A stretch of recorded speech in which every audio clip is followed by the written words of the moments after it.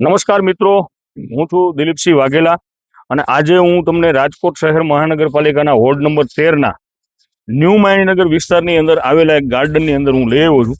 એ ગાર્ડનની પરિસ્થિતિ શું છે, કે કઈ હાલતમાં એ ગાર્ડન છે, એ ગાર્ડનની પરિસ્થિતિને જે સત્ય છે એ વર્ણવવા માટે હું આવ્યો છું.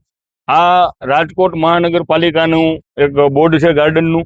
એમાં અહીંયા ઘણી બધી સૂચનાઓનું પાલન કરવું જોઈએ લોકોએ, અથવા તો મહાનગરપાલિકાએ.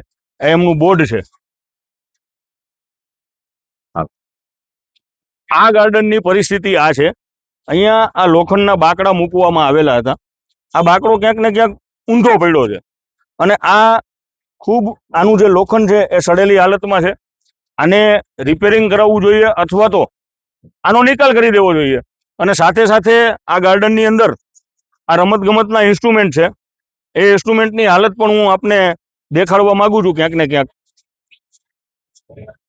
ખૂબ ગંભીર પરિસ્થિતિમાં આ ઇન્સ્ટ્રુમેન્ટ છે. આ ઇન્સ્ટ્રુમેન્ટ છે જે આ લોકોને કસરત કરવા માટે બનાવવામાં આવ્યું છે. આ અહીંયા જોઈન્ટ હતું પણ અત્યારે તૂટીને આ સાઈડમાં પડ્યું છે, ક્યાંક વજન ખૂબ છે. આ આવી રીતે અહીંયા ફિટિંગ હતું પણ આ અત્યારે મૃતપાય હાલતમાં આ પડ્યું છે. આની ઉપર ઊભા રહી અને લોકો કસરત કરતા હોય છે, જે કમરની કસરત આવે એ આ એનું ઇન્સ્ટ્રુમેન્ટ છે.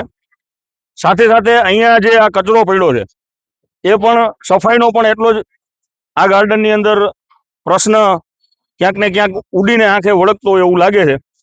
આ બાકડાની હાલત છે. આ નીચે મોટા મોટા પથ્થરનો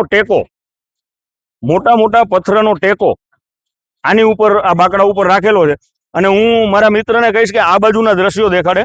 અહીંયા આ સ્કૂલના જે બાળકો છે એ રમત ગમત માટે અહીંયા આવતા હોય છે. આજુબાજુની વિસ્તારની અંદર 2 થી 3 સ્કૂલો અહીંયા આવેલી છે.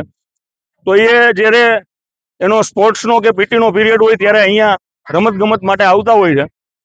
અહીંયા એક આ દ્રશ્ય છે. બીજું અહીંયા આવો. અહીંયા વોર્ડ નંબર 13ના કોર્પોરેટર શ્રીનું નામ લખેલું છે આ બાકડાની ઉપર. નેમપ્લેટ છે અને ખૂબ જર્જરિત હાલતમાં આ બાકડો છે. ઘણી ગંભીર પરિસ્થિતિમાં, એમ કહું કે મૃતપાય હાલતમાં આ ગાર્ડન લોકોની સુખાકારી માટે બનાવવામાં આવ્યું હોય છે. આજુબાજુમાં જે બાળકો હોય છે, વૃદ્ધો હોય છે, મહિલાઓ હોય છે, એમને બેસવા માટે અથવા તો એમના વોકિંગ કરવા માટે, કસરત કરવા માટેનો આ ગાર્ડન છે. પણ ક્યાંક ને ક્યાંક આ ગાર્ડનની હાલત એટલી બધી જર્જરિત પરિસ્થિતિમાં છે. અહીંયા આ બીજી એક સ્કૂલના જે બાળકો છે, નાના નાના ભૂલકાઓ, અહીંયા રમત ગમત માટે અહીંયા એમના શિક્ષકો એને લઈને આવ્યા છે.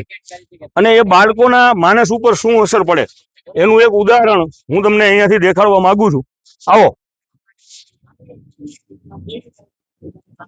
આ ગંદકીની પરિસ્થિતિ છે.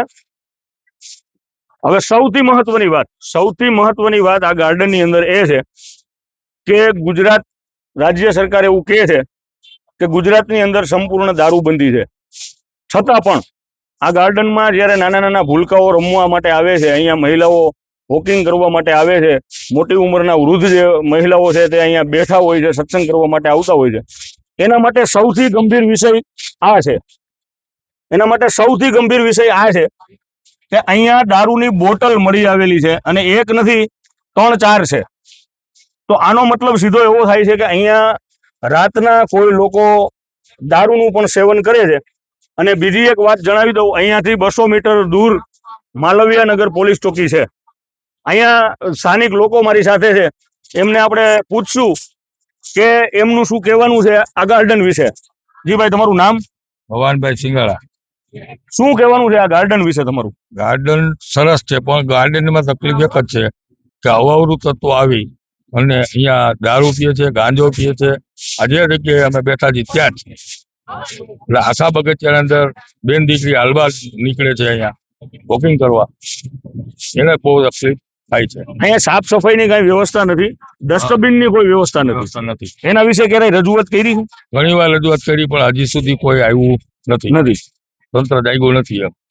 તો આ પરિસ્થિતિ છે આ ગાર્ડનની. અને બહુ મહત્વની વાત હું તમને લોકોને કહેવા જઈ રહ્યો છું, આ ગાર્ડન અહીંયા બાજુમાં આવેલી પતંજલિ સ્કૂલ છે, એના ટ્રસ્ટને અહીંયા જે સ્થાનિક ભાઈ હતા એમના દ્વારા જે જણાવવામાં આવ્યું કે આ ગાર્ડનની અંદર રાત્રે આવારા તત્વો આવી અને અહીંયા માદક પદાર્થોનું સેવન કરે છે. સાથે સાથે આ જે રોડ છે એ રોડ ઉપર એ આવારા તત્વોના, અસામાજિક તત્વોના ટોળા એમના કહેવા મુજબ રાતના સામે રેસિડેન્સી છે અને રાતના તરખાટ મચાવતા હોય છે અને ગાળું બોલતા હોય છે. અને સૌથી મહત્વની બાબત આ ગાર્ડનની હું તમને કહું તો અહીંયા બાજુમાં પતંજલિ સ્કૂલ આવેલી છે. પતંજલિ સ્કૂલના ટ્રસ્ટે આ ગાર્ડન દત્તક લીધેલું છે. દત્તક એને એટલા માટે લીધું છે કે સ્કૂલ પાસે પોતાનું ગાર્ડન નથી, તો એ સ્કૂલ છે એ આ બગીચાનો, આ ગાર્ડનનો ક્યાંક ને ક્યાંક સ્કૂલના મેદાન તરીકે ઉપયોગ કરે છે. તો આ પરિસ્થિતિમાં વોર્ડ નંબર 13 નું ન્યૂ માયાણીની સામેના વિસ્તારમાં આવેલું આ ગાર્ડન છે. મેં આ જે વાસ્તવિકતા વર્ણવી છે, અહીંયાથી હું વિનંતી મહાનગરપાલિકાના તંત્રને અને એના વાહકોને કરવા માંગુ છું કે ક્યાંક ને ક્યાંક તમે રાજકોટને રૂડું બનાવવા માટે મથો છો, પણ માત્ર કાગળ ઉપર નહીં, જમીન ઉપર પણ એની કામગીરી થવી જોઈએ.